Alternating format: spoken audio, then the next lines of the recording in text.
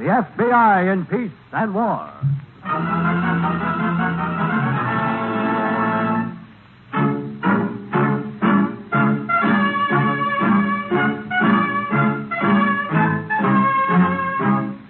Another great story based on Frederick L. Collins' copyrighted book, The FBI in Peace and War. Drama, thrills, action. Tonight's story, $25,000 bond.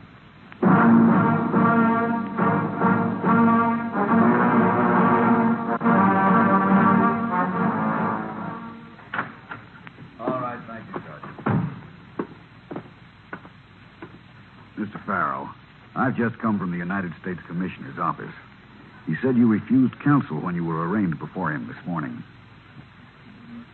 Violation of the espionage laws is a major charge. I don't have to tell you that. And if Barry Calvin should fail to pull through, you're sure you don't want to change your mind about retaining counsel?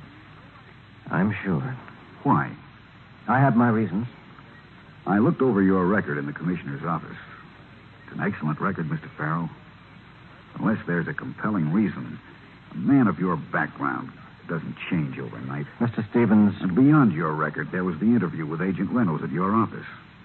No, a man doesn't ask for an interview with the FBI. Mr. Stevens, I believe I'm within my rights in not caring to discuss this. You are, but you're being held in $25,000 bond. You know what that means. No visitors except an attorney. I'd hope you might be willing to help yourself since you flatly refused counsel. Excuse me. Stephen speaking. Yes, Dave. Oh? I see. Yes, I'll tell him. Mr. Farrell. Yes? That was Agent Reynolds. Your wife. I don't want Eileen brought into this. You have no right to... Your wife just made a complete and voluntary statement assuming full guilt. Her statement exonerates you from any connection with the classified documents in question, as well as your supposed part in the shooting. You want to tell me about it now? They won't put her away, will they? I mean, if there were mitigating circumstances... Well, it's not for me to decide, Mr. Farrell. No, of course not. It's just... Well, it wasn't Eileen's fault. Not really. And as for the shooting... Why don't you tell me what you know from the beginning? All right. Would you like a cigarette? Yes, I would. Here you are. Thank you. Thanks a lot. It wasn't her fault. If anything, I was to blame, but you can make your own judgments. All I know is that if I hadn't been so busy at the office, I would have had more time with Eileen. And she wouldn't have had time for a man like Barry Calvin.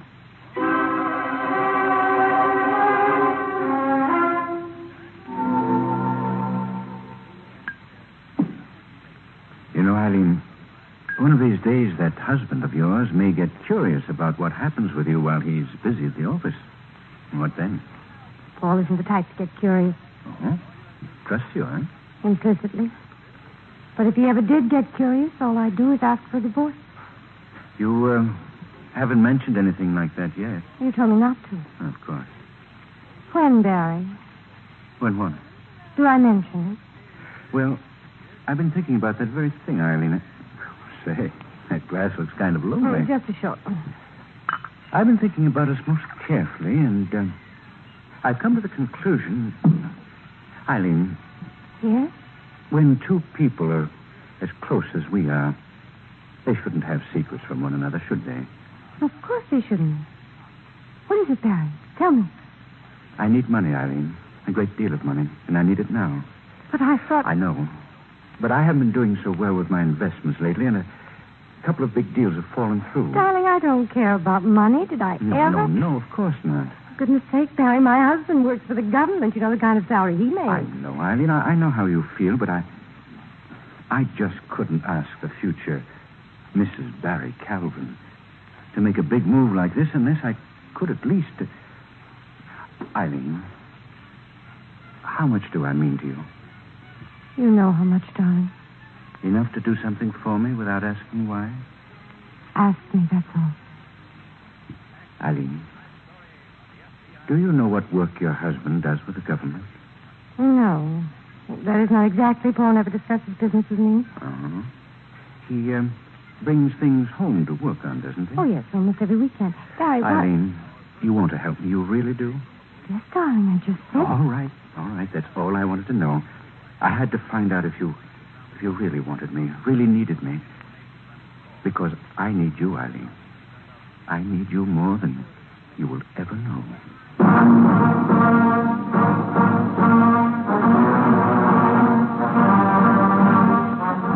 Memo to Reynolds, confidential. Request from Defense Department granted by Director. Your instructions are to confer with Mr. Paul Farrell at once and report back to me. Sign it, Steve. You there, boy. Sit up, look spry, step lively. This is your great-grandpa, and then some. My name? I've been called Johnny Reb, and I've been called Billy Yank. I'm a soldier. Civil War. Well, what you want to know about soldiering? Oh, yes, sir. We was the first to use observation from the air. There was no end of things we didn't start or try out for the first time in our war. At the beginning of the war, Congress authorized Thaddeus Lowe to create us an aeronautic service. So, he built 5 balloons, which was used first in the Peninsular Campaign by McClellan. And the fact is, old Thaddeus Lowe was the first one to take photographs from a balloon. Yeah. Anyhow, they'd go on up right over the enemy lines and look down on them with long spyglasses. There wasn't no danger from gunfire, since neither the muskets nor the artillery fire could reach them, but landing the blame balloon was sure hazardous. They'd bounce down hard, and the observers would get themselves all tangled in the poles of the balloon like a witch you never seen. But they got the job done, even if they did sometimes look as if they was going to fly right on up to the moon. But now, you boy, you don't have to depend on balloons, I know. You got yourself all kinds of people and machines to do your observing for you, and do it a heap better. There's helicopters and other such like spotter aircraft for which you can thank your lucky stars and stripes. Believe you me, son, it takes more than just men and guns and generals to make you an army. It takes some poor devil like old Thad Lowe risking his neck in some crazy balloon some 100 years ago. And then it takes long, hard training to give you the kind of darn good observing you got today. Danged if it don't. Of course, you have no actual evidence that anyone has been examining the documents, have you, Mr. Farrell? No direct evidence, no. And none of the papers has ever been missing? No. Still, you feel... Mr. Reynolds, look at it this way. The papers we're talking about are classified material. In the vernacular, top secret. I'm not only careful when handling material of that classification, I'm absolutely exact. Uh-huh. For instance? Well, for instance, each paper is in a specific manila folder and placed in definite order. I check this, then I check it again. Yet twice during the past month, I found papers and folders interchanged, or at any rate, arranged differently than when I placed them there. I understand. Of one thing I'm certain. I didn't rearrange them. All right. Now, I don't think I'm being an alarmist. You recognize the implications behind my suspicion. If I weren't fairly certain... You don't have to convince me, Mr. Farrell. Less evidence than yours has produced incredible results. Let me ask you this. Who in this office, or for that matter, who on this floor, would have had ordinary access to your briefcase? Ordinary? No one. Unusual access? Oh, my secretary, the filing clerks, my assistant, Joe Dixon.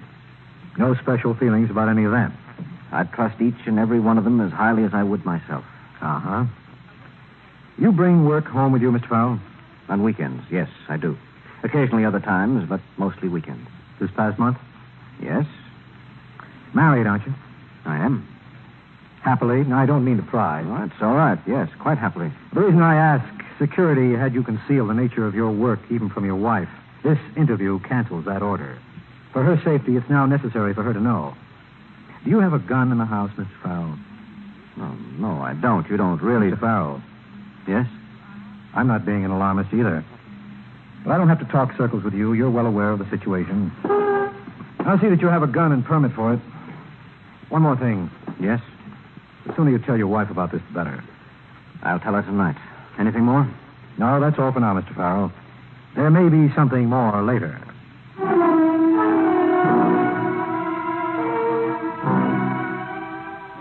And after my interview with Agent Reynolds, I tried to continue working, but the situation was too disturbing for me to concentrate.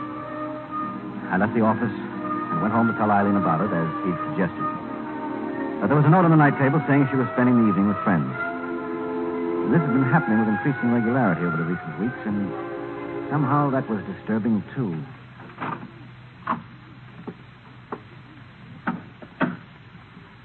Eileen? Oh, sorry, Paul. I didn't mean to wake you. I wasn't asleep. Oh. Just get home yourself? No, I quit early today. I didn't know you were going out tonight. Well, Mary needed a fourth at bridge. If I'd known you weren't staying at the office. Well, I didn't know until the last minute myself. Who was there? Marion? Oh, you know, people. Barry Calvin? Yes, Barry was there. Matter of fact, he brought me home. Well, that was nice of him. Yes, I thought so.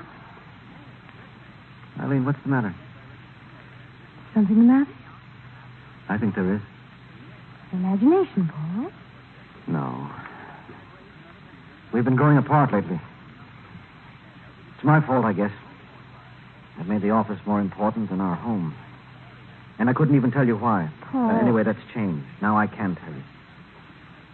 If something is the matter, maybe it will help.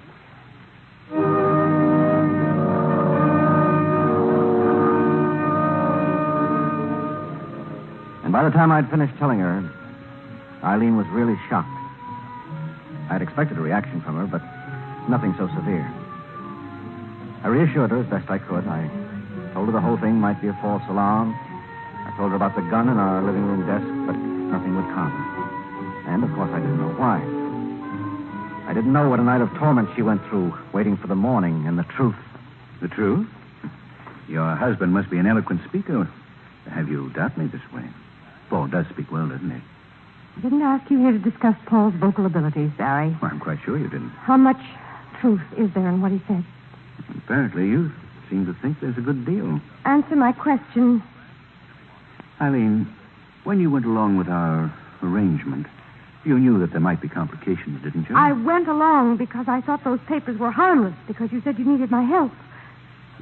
I think I know why now. You do? You lied to me all along. You only made love to me so you could use me. Use you? Oh, that has such an ugly sound, Eileen. You have my word. Every moment with you was a pleasure. Your word. Love and war, my dear, all's fair. Well? You admit it. You really are. Foreign agent? You are, aren't you? I'm sorry. But you had to find out sooner or later. What a fool I've been. What a stupid fool. Easy now. Don't sell yourself short. And like I say, it was fun. Mouse! Crawling, squirming mouse! I wouldn't do that again if I were you.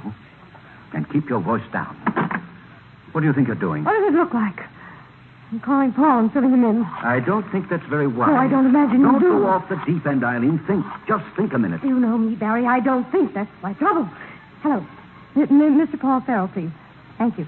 You're being young, Eileen. Don't be young. You don't want Paul to know what you've done. That's where you're wrong. I do want him to know. He said those documents in the wrong hands. Documents? Who's talking about documents? What? I'm talking about personal things, darling. Things I'm sure you wouldn't want anyone to know, much less your husband. Things I'd really be most reluctant to tell him. You... No, shh. Keep flexible, Eileen. An open mind. Thinking young is unbecoming at your Paul, age. it's me. It's Eileen. Paul, hold on. Someone wants to tell you something. Eileen. Here's the phone. Go on, tell him. Go on and tell him. Paul, Barry Calvin, Eileen's feeling silly today. She's had one or two drinks. Paul, listen, no, Barry. Come home, Paul. No, don't ask questions. Do what I say. It's important. Please come right away. And all I knew was that Eileen asked me to come home right away. There'd been an urgency in her voice that should have prepared me for something unusual, but I was hardly prepared to hear what I did. Barry Calvin had warned Eileen how far he would go, and he carried out his ugly threat with little qualification. Are you through? All through. Unless perhaps your wife cares to add refinement. Paul. Be quiet, Eileen. I'm sorry. I'm so sorry. Please, let me handle this. Calvin, you're a fortunate man. If this were the movie, that have knocked you down long ago. I take for granted we're grown-up people. Believe me, I didn't want it this way. I'd never have opened my mouth if Eileen hadn't made an issue. I take for granted you wouldn't do anything foolish. Do you also take for granted just what I would do? I think I do, yes. You're not going to do a thing. I'm going to call the police, Calvin. No, you won't do that. I won't? Your wife wouldn't like it. After all, someone might get careless and tell the police what I've just told you. That would make a real juicy headline now, wouldn't it? So listen to him, Paul. And someone might also tell them how you and Eileen had been conspiring all this time against your country. Eileen and me. Yes. I don't believe Eileen would want that to happen. Perhaps the other, but not that. No, you wouldn't try. I'm only trying to help you, dear. I certainly don't want your husband mixed up in this ugly mess just because his manly pride's been injured. You see your position, don't you, Paul? Yes, I see. And to avoid complications, all you have to do is to act sensible. How sensible? Well... All I have to do is forget this incident and let you walk out of here, is that it? My dear Paul, I could have walked out long before you arrived. No, that's not it. There's a little something more. For instance? Paul, you're a bright young man, an intellectual, the spark plug of a nation. Surely you can add 2 and 2 and tell me the right answer. I thought Eileen provided you with the papers you wanted. She did. And more.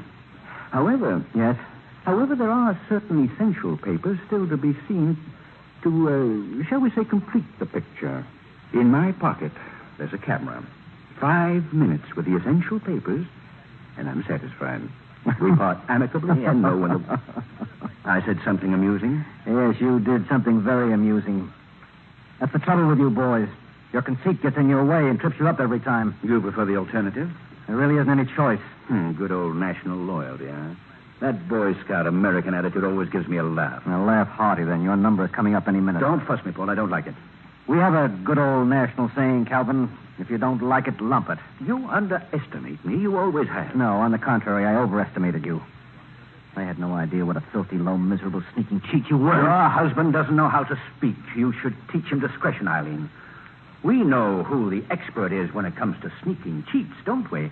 The memory of those evenings while he was stuck at the office. Blind man like you, Paul. What do you know? Ideals, big talk, and no action. That's you or your kind all the time. Talk and ideals. While your wife... No, I'm through catering to this nitwit. Do I have to cajole when I can order? I want those papers, Paul. You'll have them. I want them now. You do have a choice, whether you think so or not. You can hand them to me, or pick up the phone and drop before you say operator. Barry? Yes, it's a gun. 45 automatic with silencer. Live and let live was always my creed, Eileen. But your big, brave husband is asking for trouble. So let him have his choice. Hand me the papers, or pick up the phone. Paul! Stay out of this, Eileen. No, I won't. The papers you want are in his desk. Eileen. I'm sorry, Paul. I don't care about neither of you, but you... The papers are in his desk? Yes. Get them. Eileen. I say where you are, Paul. Put that gun down or I'll ram it down your I throat. warn you, you drive me too far. You have it, Eileen? Yes, I have it. You rotten, no good All boy. right, Paul. I've taken enough from you. Barry? Eileen. At the desk. Had a gun. Is it? I don't know. I had to. I couldn't let him. Oh. Listen. Eileen, listen. There's no time. Now, listen, I'm going to call for an ambulance. Do you understand? Now, the police will come. You weren't here. Have you got that? I'll explain everything. Oh, don't, darling, don't. Everything will be all right. Please, please, don't cry, Eileen. It's all behind you now. You'll see everything will be all right.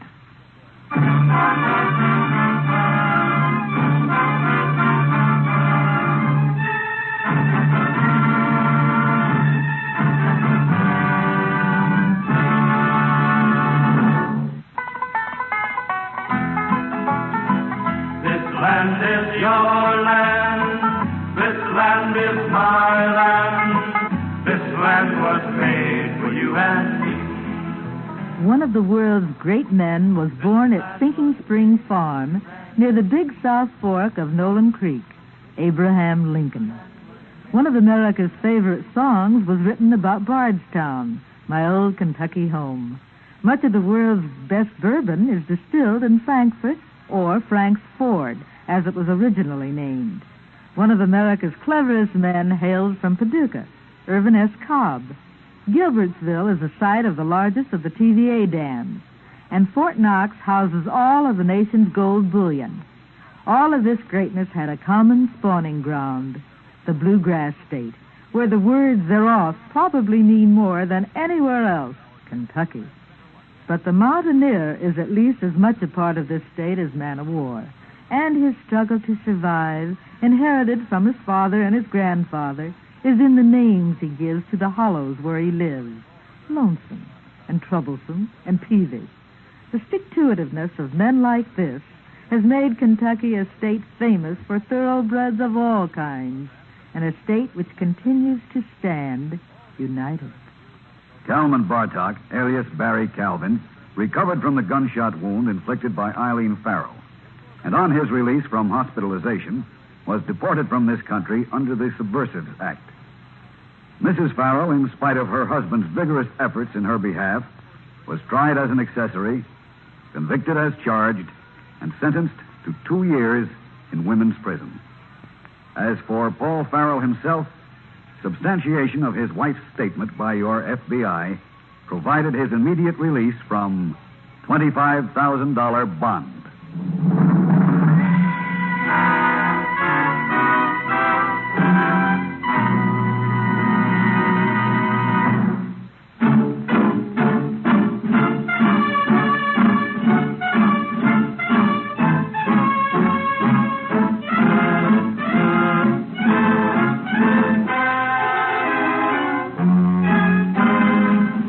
In tonight's story, Elsbeth Eric played the part of Eileen Farrell, Les Damon was Paul Farrell, and Bill Johnstone was Barry Calvin.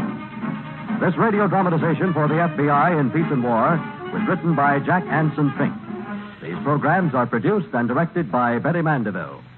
All names and characters used on the program are fictitious.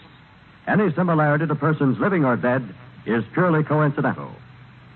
This program is based on Frederick L. Collins' copyrighted book, The FBI in Peace and War, and the broadcast does not imply endorsement, authorization, or approval by the Federal Bureau of Investigation.